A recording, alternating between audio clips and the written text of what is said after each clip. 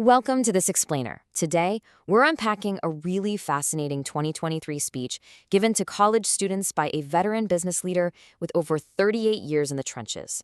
We're going to uncover how the very definition of entrepreneurship is just radically evolving for today's generation. I mean, if you think starting a business requires a hoodie and a billion-dollar venture capital check, well, you are in for a serious paradigm shift. We're breaking down the myths, the realities, and the incredible opportunities that are completely reshaping what it means to build something of your own. So let's dive right into this by asking a pretty fundamental question about what starting a business actually looks like in our modern, globally connected village. When you hear the word entrepreneur, what immediately pops into your head? For decades, we've had this very rigid, almost cinematic view of what a founder looks like. But as our speaker points out, that old definition, it's being completely rewritten. We basically need to strip away all those startup buzzwords and look at the actual core of what this journey truly represents today. And here's the crucial point. This path, it isn't some get-rich-quick scheme. Instead, it's this unique opportunity to shape your life and leave a genuine, lasting legacy. The ultimate goal isn't just about padding a massive bank account, it's about impact. It's about looking at the society around you and deciding, hey, I want to make this better. Building the mindset of an entrepreneur means recognizing that real wealth comes from creating positive change. And this actually builds into a very practical, step-by-step formula.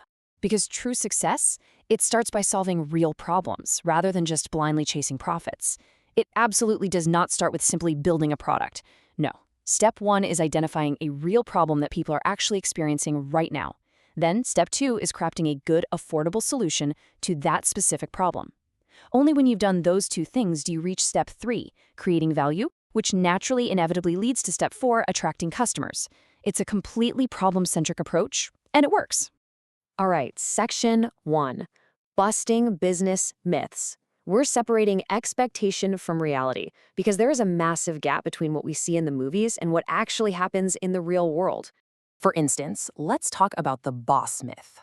A lot of people believe that the absolute ultimate perk of starting a business is that you answer to no one. You're the boss. But the reality is that every single customer you serve becomes your new boss. Think about it. If you aren't meeting their needs, you don't have a business.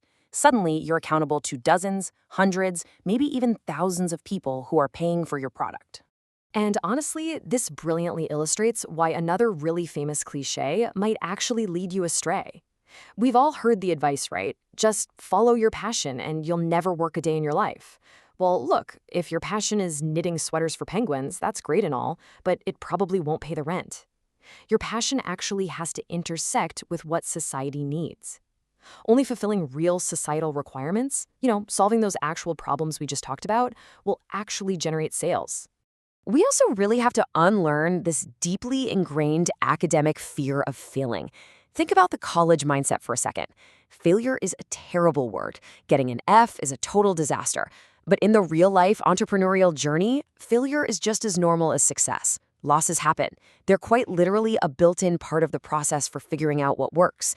If you're completely terrified of getting a bad grade, you're going to be paralyzed in business. You have to embrace iteration. Stumbling is really just the universe's way of giving you feedback.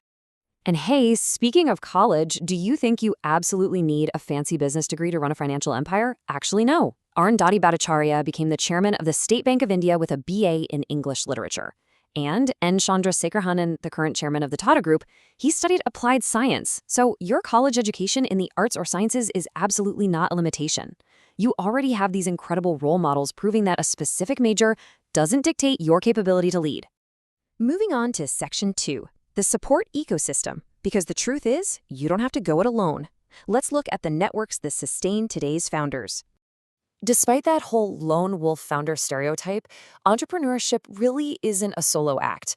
The truth is, your family shares this profound journey right alongside you. Your parents, your spouse, your kids, they are right there beside you, riding the roller coaster of all those business pressures.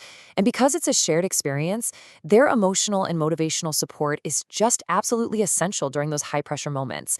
And of course, it's equally vital for founders to make sure their family's well-being is protected too.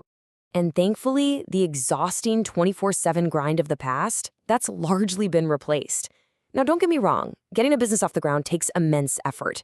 But once it's established, it is no longer a mandatory round-the-clock job. Modern technologies, better communication tools, and the ability to hire a great support staff mean founders can actually take reasonable time off now. You literally do not have to sacrifice your entire life to run a successful enterprise today.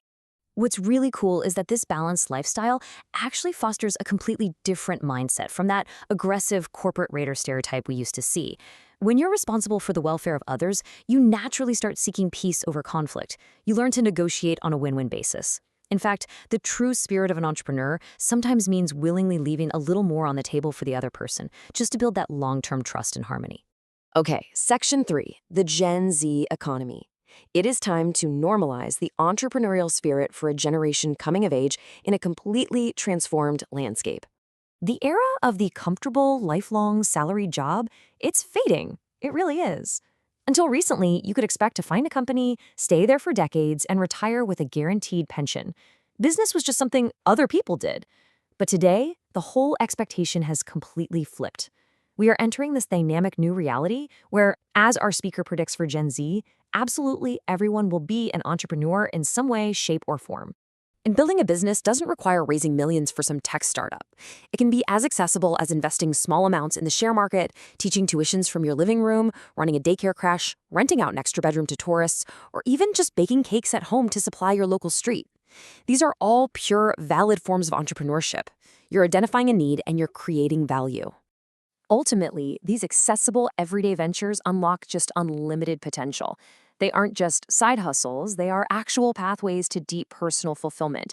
And more importantly, they offer a profound sense of independence. The speaker specifically points out how incredibly empowering this microeconomy is for women, offering vital flexibility and true financial autonomy that traditional corporate structures historically failed to provide. So, as we wrap up, remember this. Every small deed, every cake baked, every problem solved builds a better world. If the era of the lifelong pension is truly gone, and if absolutely everyone is an entrepreneur today, what real-world problem are you going to solve?